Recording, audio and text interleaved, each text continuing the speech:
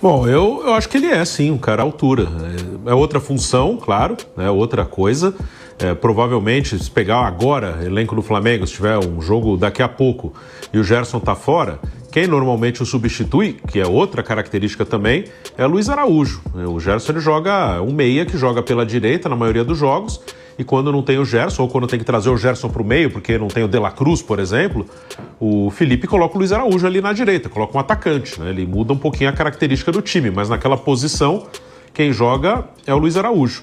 E o Jorginho vai jogar por dentro, ele, Pulgar e De La Cruz, desses três vão jogar dois. Eu imagino que seja isso, né? Porque talvez sem o Gerson ele pode tentar o De La Cruz mais à frente. Talvez, o Tite tentou, não foi tão bom. Aí ele trouxe o De La Cruz para jogar por dentro. O Tite, no início do De La Cruz, botou ele aberto na direita. E o Gerson no meio. Depois ele inverteu.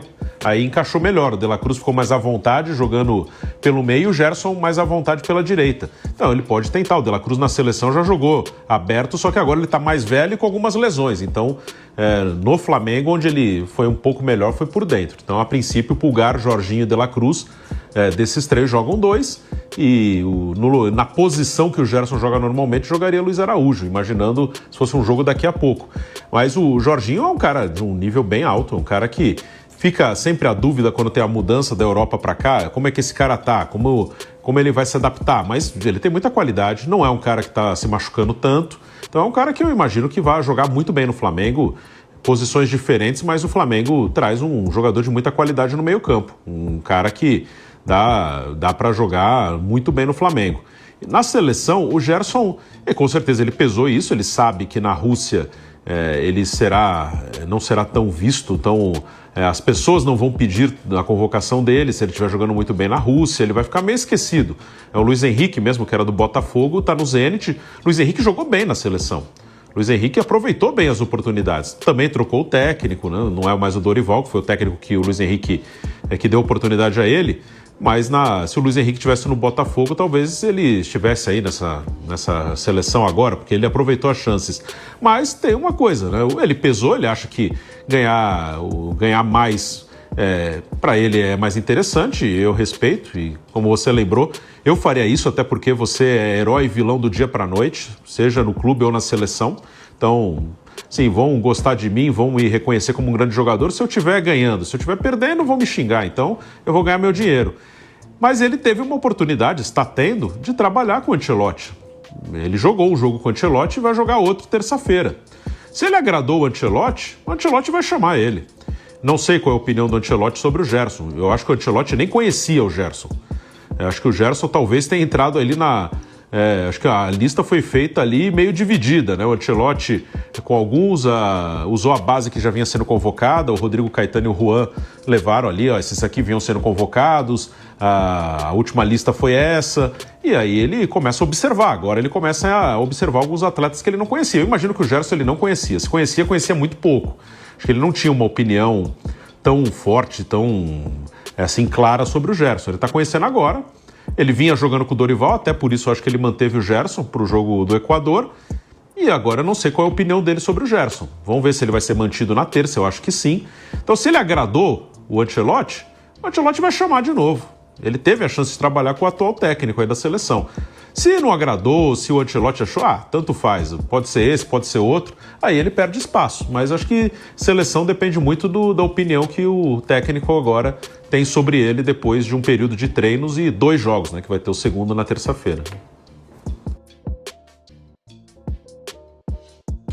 E, sem dúvida, um dos pontos mais fortes dele é o lado humano que nós falamos aqui no Brasil, né? Essa relação que ele tem com os jogadores, né? A proximidade, essa facilidade de lidar bem com os jogadores, né? Então aqui não está sendo nada diferente. É uma grande pessoa, uma pessoa muito humilde, apesar do seu currículo que tem no futebol, mas o lado humano dele, a humildade que ele tem de lidar com os jogadores, acho que é uma das coisas mais importantes que, sem dúvida, que todo mundo ressalta, né? Porque títulos que ele fez pro futebol, acho que não, nós estamos aqui, e vamos falar dias aqui do que ele já fez pro futebol, né? Mas sim, o lado humano dele é o que mais me surpreende todos os dias. A única coisa que eu tenho para falar, até mesmo como experiência, cara, que temos que desfrutar desses momentos, sabe? Que são pessoas do futebol que nós temos que aproveitar, são momentos que o Brasil O Brasil precisa de pessoas assim. O Brasil precisa de pessoas do futebol. O cara tá